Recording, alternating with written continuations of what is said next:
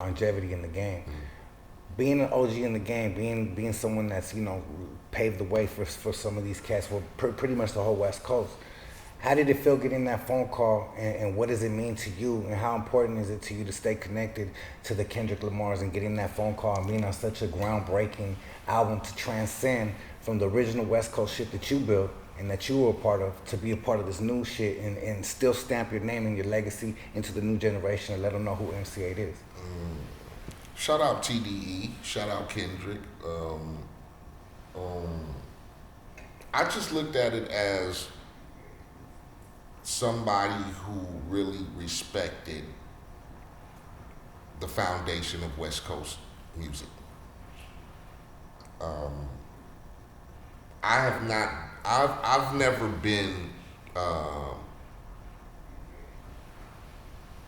the Cubes, the Dre's, the Snoop Dogs.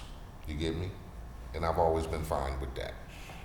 But to have someone who is on that path that will soon overtake that, because let's face it, Kendrick is the motherfucking shit. Okay, my nigga represent Compton. He's went to places that us as artists won't reach because of this plateau that they've put this man on. And he comes from Compton. I look at that as just respecting where hip hop started and came from.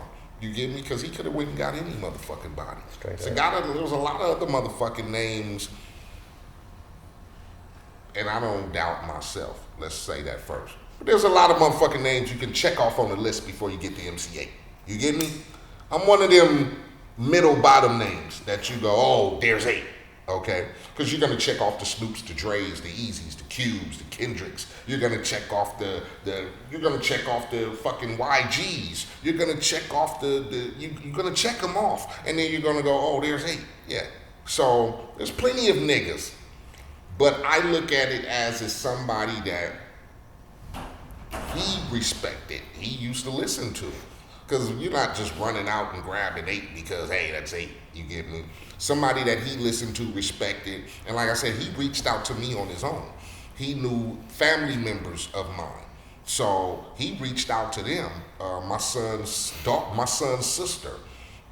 He reached out to her, was like, man, 8, respect, man, I'm working on some shit. And not to disrespect, I didn't listen to Kendrick. You get me? I was an older nigga. Kendrick was younger. So, and in the transition of music, and, Kendrick isn't the typical MC8. He's not the typical criminal. He's not the typical LA, what they perceive us. They put us in a category. He's somewhere different. I say like the moonbeams and stars and quasars and laser beams. He's on that level. So, but he never forgot where he came from. As far as I grew up in Compton, I seen the crippin', the bloodin', and the pitfalls, and I listened to niggas like Eiht and Dre and Quick, and so it just showed me that he respected where he came from. Even though I'm not going down that path of what y'all did, the type of shit y'all did, I'm still not gonna forget that is the foundation of our fucking hip hop as far as West Coast artists is concerned. So he reached out to me. He told me his idea of the song. And soon as I heard the Cube Bird in the Hand shit, I said, oh, nigga, you finna kill him with this shit. And I jumped on it. And it got nominated for a Grammy. His album got nominated for a Grammy. Not that it was something, but I got to attend the Grammys and shit and that type. Something that on my level, I would have never done. That's beautiful, man. I would have never done. Even on the fact of being just invited, hey, you're invited to the Grammy. I would have never went to no shit like that. But because it was for him, and because it was representing Compton and he had a chance to win a Grammy and it's Compton, and that's why I went. So I highly respect them for reaching out to a motherfucker, because like I said, there's a list of a lot of motherfuckers you could have went to. And with it being his first project, the only people were on it was me, Drake, and Mary J. Blige. That's dope. That's dope. That's respect. That was the only people that they had an okay to be on that project. And believe you me, when it came to TDE and Aftermath and Dre you best believe they listened to every fucking song and went, nope, nope, yep, Yeah. nope.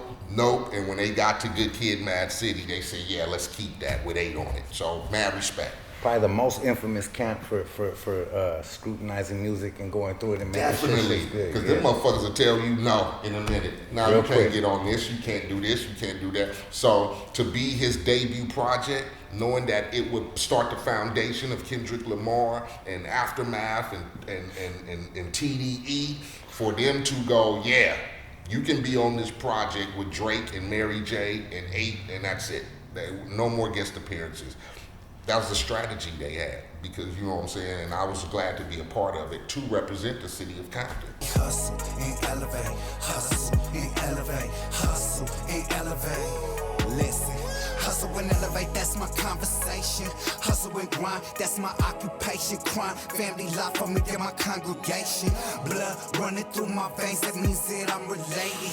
Double digit pieces, look at mama, we made it. Contemplated busting, looking just like a nickel playing.